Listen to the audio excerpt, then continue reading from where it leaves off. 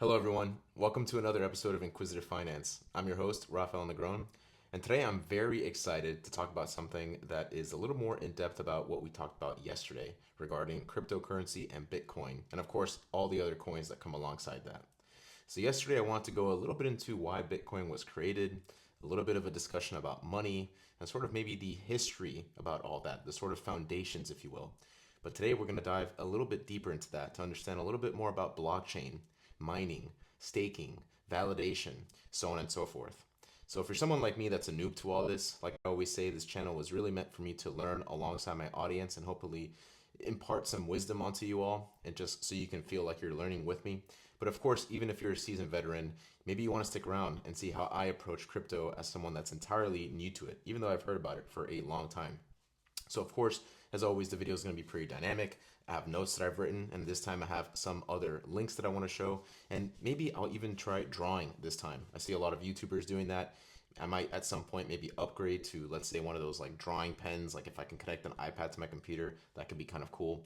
So really we'll see where it takes us. I just realized I don't have my little light on here. Let's see if this helps a little bit. I typically have that light on. I don't know if it really helps too much, but anyway, I'm used to it. So let's continue with that. All right, so today for this first piece right here, so how crypto works, the first section here is how transactions work. So we're going to start going over the flow, right? So let's imagine the first thing you do in a typical transaction for crypto, in this case Bitcoin, is, well, you're going to send crypto. For example, you're going to send one Bitcoin to your friend. In order to do this, you're going to need their wallet address or a QR code. I used to have Coinbase myself, the application, but typically you can probably see your information on Coinbase. I'd imagine that if you're next to someone, you can probably just pull up like the QR code and they can just scan it directly from their app to make the sending very easy. Else, I'd imagine why this is maybe you need the wallet address if you're not physically located next to them. I haven't actually gone to this transaction process myself, but I'm imagining that's where the wallet address might be used and that's where the QR code might be helpful.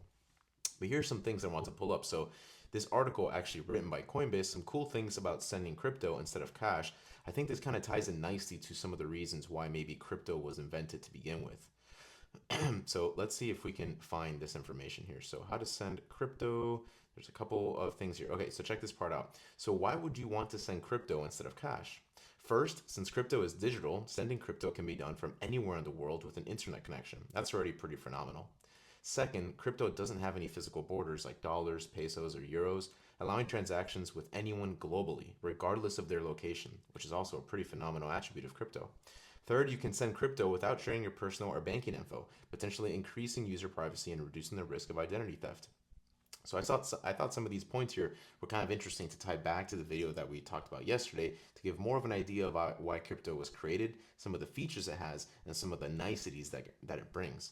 I know one big thing is like wire transfers, whereas historically wire transfers can take like 1 to 2 days, especially if you're doing it internationally, whereas something like crypto, you can send the money instantly. So that's a big draw to something like crypto. At least, again, this is what I've heard. It's not through personal, let's say, experience, but just what I see on Twitter, what I've heard on my own, through other people telling stories and so on and so forth. Okay, so we're going to exit out this modal here.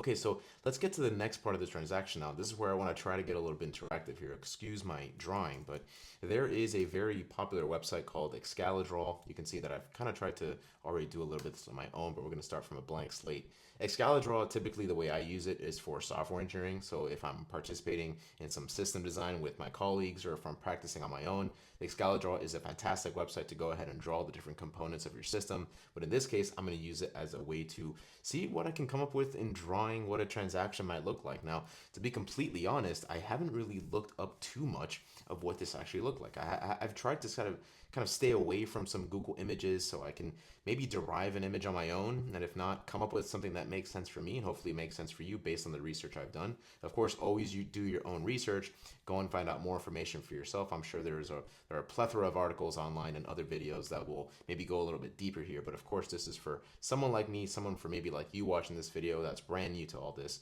and we'll see how far we can get. So let's see the first thing it says here. It says, The request is broadcast to the blockchain network. So the transaction is sent to network participants or nodes for verification and to be included in a future block.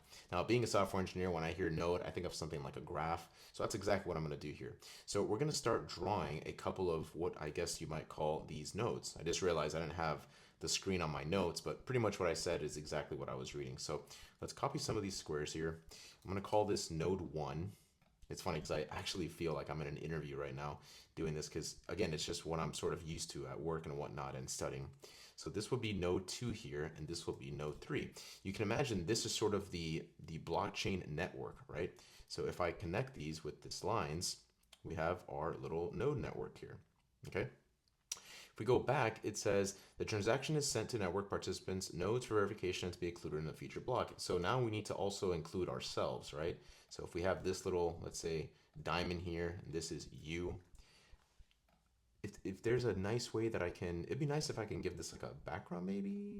Okay, stroke. Let's say this is like a blue stroke. This is just to show that I'm actually broadcasting this to the network, right? So you can imagine this is me, my transaction, this is the blockchain network, and now let's see more of what happens. So your request is signed using your private key, which proves the transaction came from you and ensures the data was not altered. Now, this is something that's known as public key cryptography. You can go very, very deep into all this. I wanted to pull up a quick article here from Cloudflare.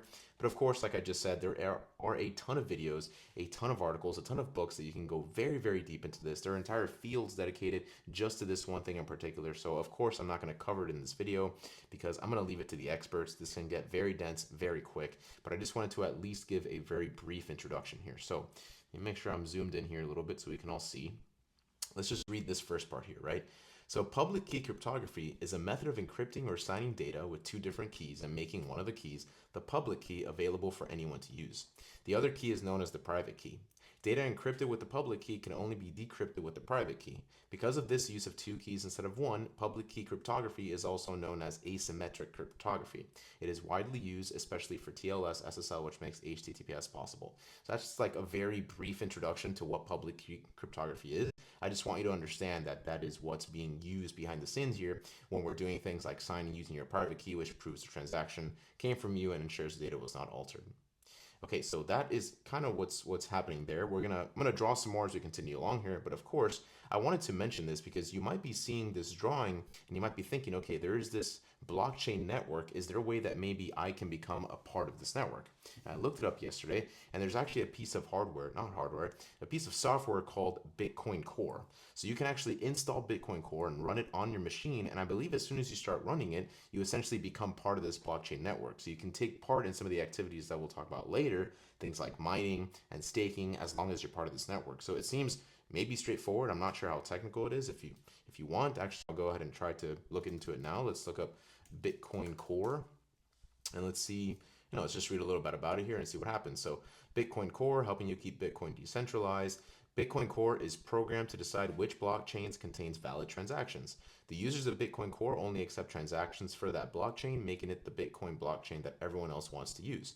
For the latest developments related to Bitcoin Core, be sure to visit the project's official website. So it looks like we can, just go ahead right here and download Bitcoin Core. Maybe I'll make another video about that, maybe one that's a little bit more tech related, but I'm not sure if that at that point, if that would be so much finance related as it would be maybe for a software related channel, but who knows, if the audience wants it, maybe I'll mess around with it a little bit, since at the end of the day, it's still related to crypto, which in essence is something that's decentralized finance, right? So it might still fall under the niche of this channel, and it'll be fun for me to learn about as well, especially as I'm learning more about crypto the more I get into this. Okay, so on to the third part here of this transaction. Computers on the network called nodes, which is what we just drew here, right? These are the different nodes. Check if you actually have that Bitcoin. They verify your digital signature.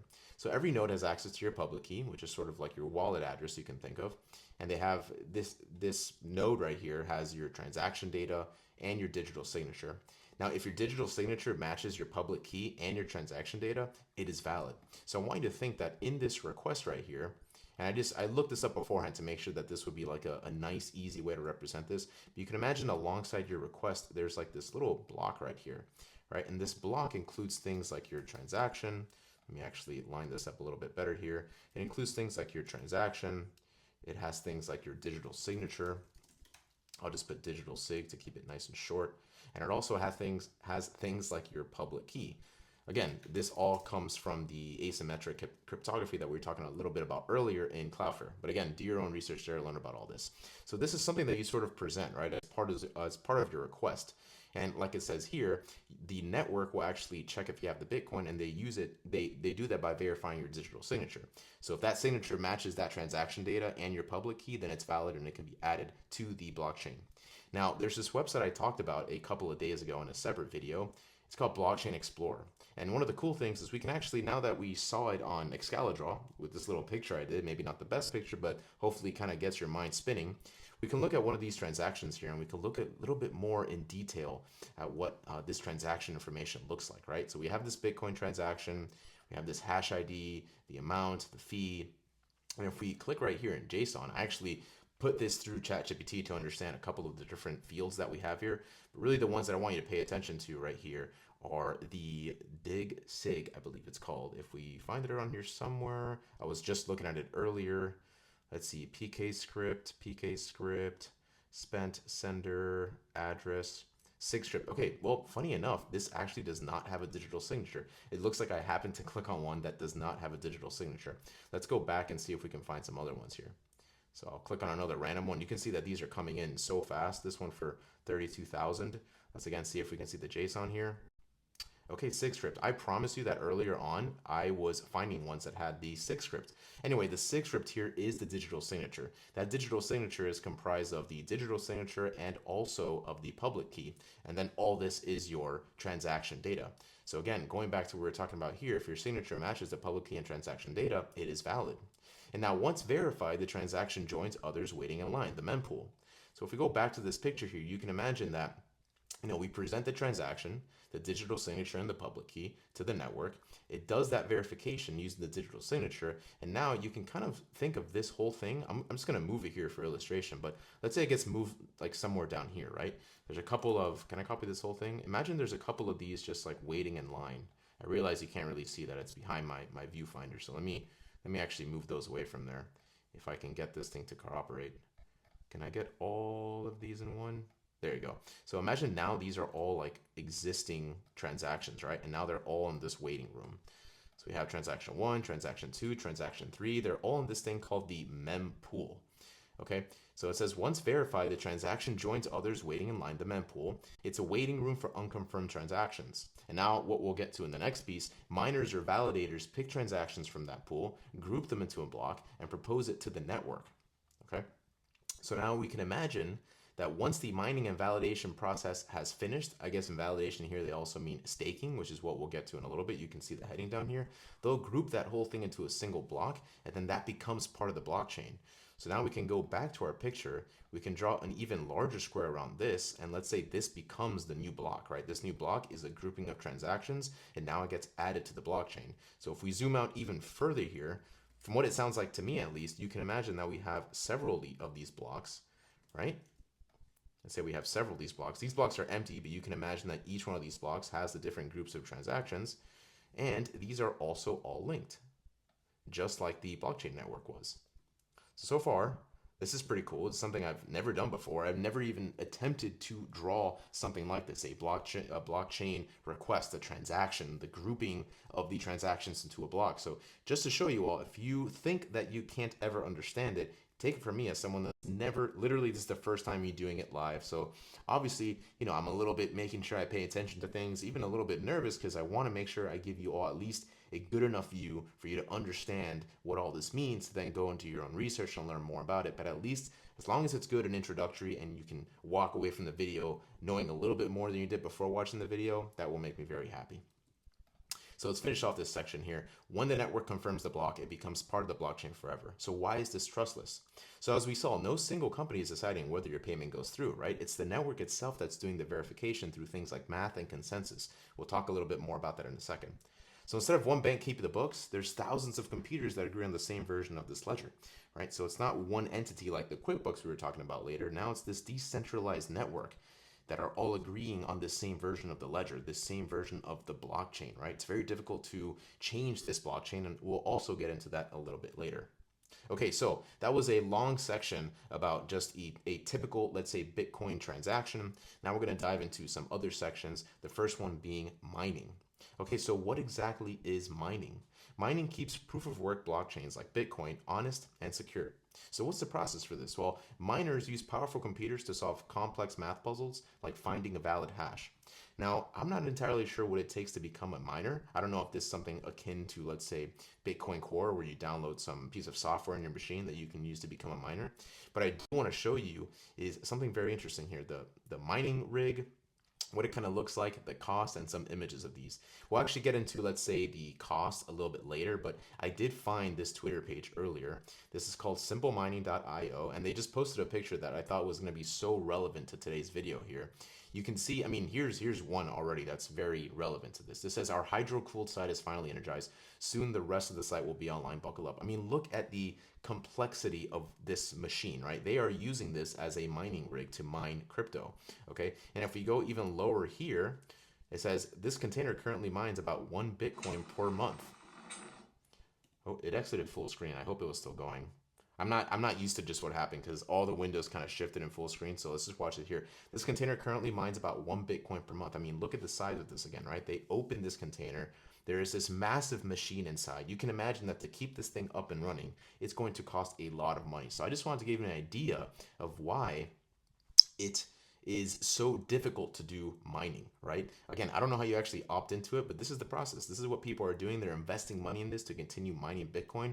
And I believe that early on in the days of Bitcoin mining, I feel like I vaguely remember that one of the reasons that NVIDIA chips became so popular is because that was the choice of chip to use for something like Bitcoin mining. So it went very hand in hand, and this is why prices of GPUs skyrocketed during this time, because as Bitcoin mining was becoming more and more popular, people were buying more NVIDIA chips, they were more in demand, they were being out of stock, so on and so forth, so it kind of played into each other very well.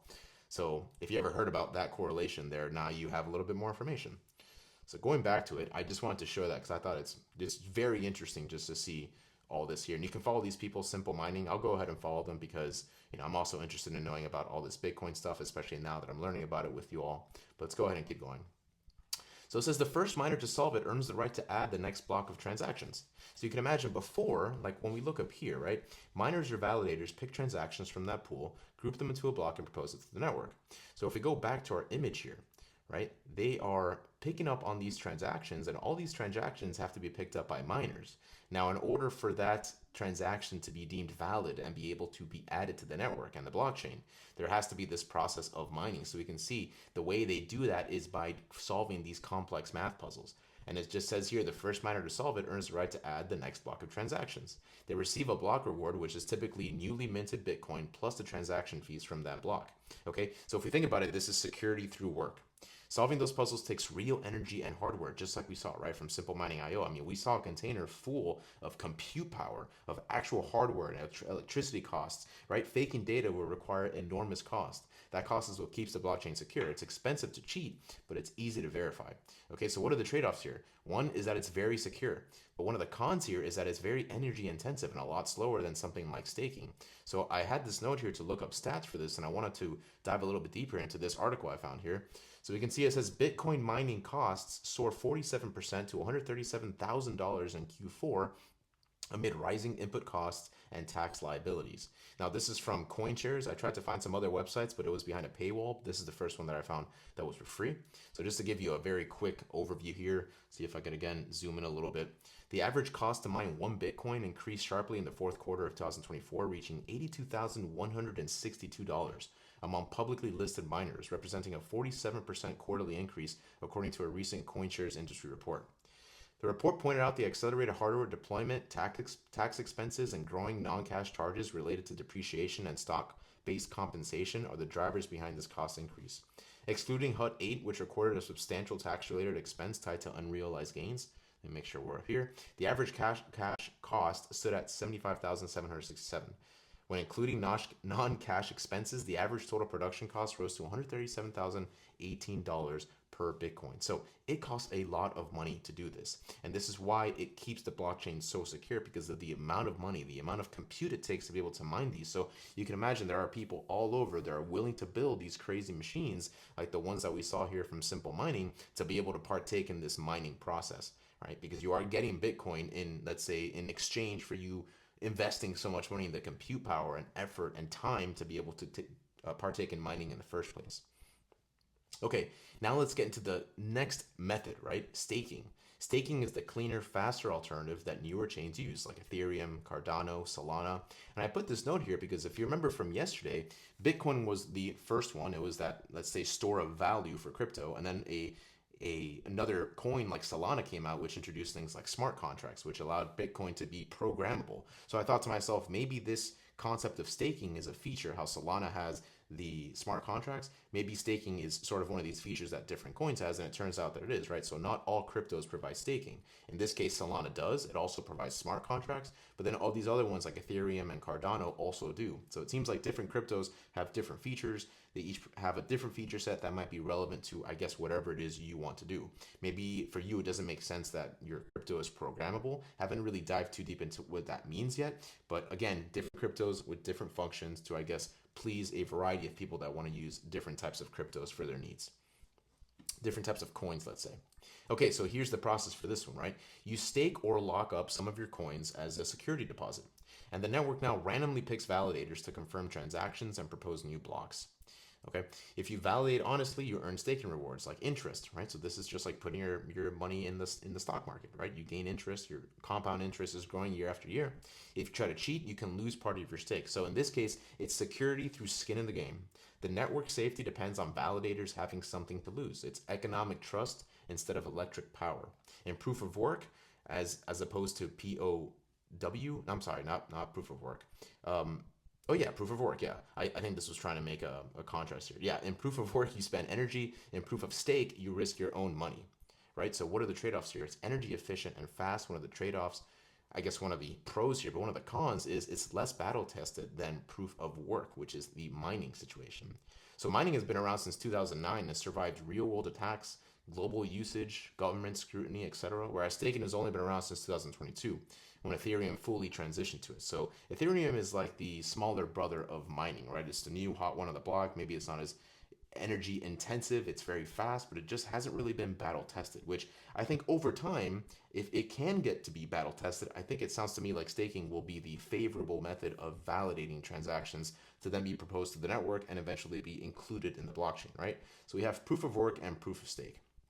Proof of work, you spend energy, and proof of stake, you are actually risking your own money to be able to validate these. So now the next time you hear about mining and staking, which are common terms that I used to see in applications like Kraken or Coinbase, really those are the most two popular ones that I've seen before, in apps like this, now I understand what they mean, and now I can actually go into these apps and think about them more, let's say, critically, right? When I would see these before, I would think to myself, like, I'm never going to learn about this. They just sound like such weird terms.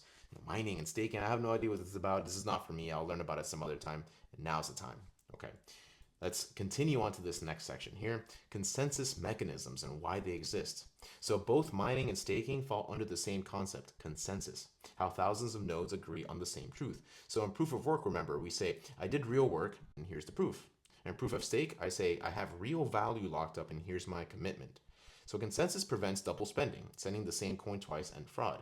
And in double spending, the example is like, imagine you send the same coin twice to two different people, right? The proof of work or proof of stake ensures it only gets added once and other attempts are ignored. So if I try to send the same exact coin once to, let's say, person A and once to person B, once it's validated and already on the blockchain for person A, when it tries to happen for person B, it'll just effectively get ignored. There is no such thing as double spend. And once I've used that coin, I've used it, and this is how we can have consensus for the blockchain. And if we keep reading here, we see that consensus keeps everyone's ledger in sync. That ledger that we saw yesterday in accounting, this is the digital ledger, the blockchain. It's all in sync for all the nodes on the network. It ensures that only valid transactions are added. It makes double spending or fraud nearly impossible because changing the past would require overpowering or outspending the entire network.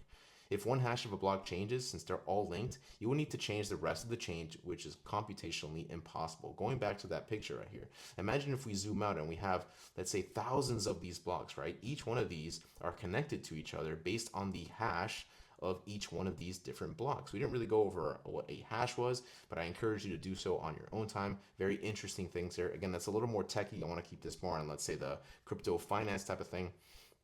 But if you change anything in here, the hash will change. And if the hash changes, since all of these blocks are linked to each other and they're derived from previous hashes, you will need to change all the rest of the hashes, which is, again, pretty much computationally impossible to do so. You'd have to change the entire blockchain. So for all intents and purposes, the consensus helps with this.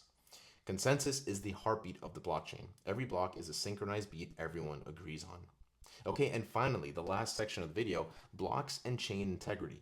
Each block contains a list of transactions, a timestamp, and a cryptographic hash of the previous block. Really, just exactly what I said. This linking forms a change. This linking forms the chain. If you change even one number in a past block, every following block breaks. That's what makes the blockchain immutable. Changing one block is like trying to edit one page of a book that millions of people have already printed. So we've learned a lot in this video, right? Yesterday we learned a little bit of the history. We learned about why money is, why money exists, what money is used for, why blockchain came into the picture, what it sort of helps with. Today we dove a little bit deeper. We learned about things like the transaction process. We learned about things like mining, learned about things like staking, the consensus, right? All these things are things that now, with the video from yesterday and the video from today, you now have enough information to really download one of these apps, maybe start messing around with Bitcoin, make your first investment like I did in Fidelity Crypto by using maybe Coinbase or Kraken. And now when you see these words, when you see things like mining, when you see things like staking, you now at least understand a little bit of what it is exactly that you're doing. So I'm very happy to be able to make this video. I started the video saying I'm very excited. I'm ending the video saying I'm very happy because I promise you, just even a week ago, I could not do this. And I feel like crypto now is becoming so popular. It seems like there's a war between the people that are very into crypto and the people that are very into gold. I made the video about gold a couple of days ago, and now I'm kind of, going into crypto because I think it's also very interesting and fun to learn about. It's just cool to have a breadth of knowledge about all the different things happening in finance, decentralized finance, all these really cool things. And I'm very happy that I'm even in a place that I'm able to talk with it about you guys. So I think I have 2 more videos of crypto left. So if you want to learn more about crypto, again, from the perspective of someone like me that's just learning it kind of for the first time, make sure to subscribe, like the video, watch the video, leave me comments, let me know about whatever it is you want to know. Do you have questions? Is there anything that I can help you out with? And really, with all that being said, I hope you all have a great rest of your day. Thank you all so much for watching the video today. I cannot wait to make the one for tomorrow. And as always, I will see you all next time. Take care.